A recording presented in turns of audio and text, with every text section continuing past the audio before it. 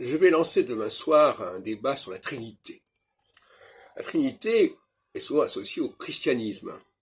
Je pense qu'elle est aussi liée à la théologie juive, qui se résume à 3 niveaux dans le livre de la Genèse, le premier chapitre de la Genèse.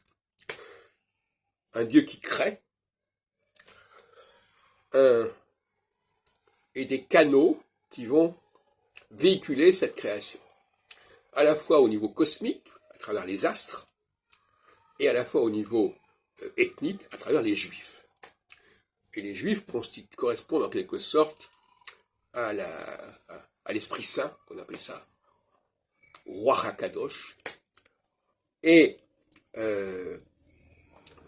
les astres, c'est l'astrologie, c'est une certaine forme d'astrologie, et le Dieu, c'est le Elohim, ce sont les dieux qui ont créé, qui ont formaté notre ciel, notre terre, etc.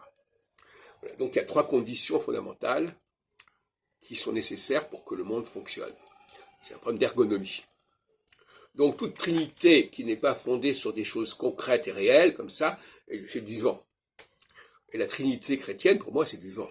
La notion de filiation, c'est une notion qu'il faut comprendre dans un sens abstrait ou concret, on peut dire.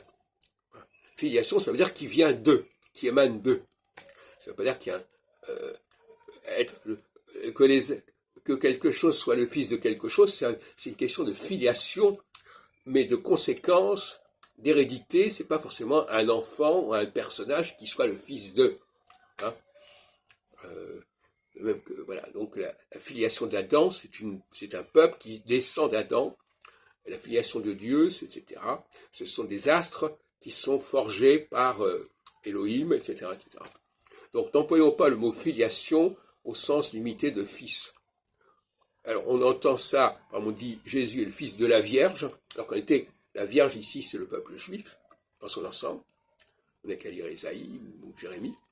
C'est la Betula, c'est la Alma. Et le fils de Dieu, c'est une façon de parler.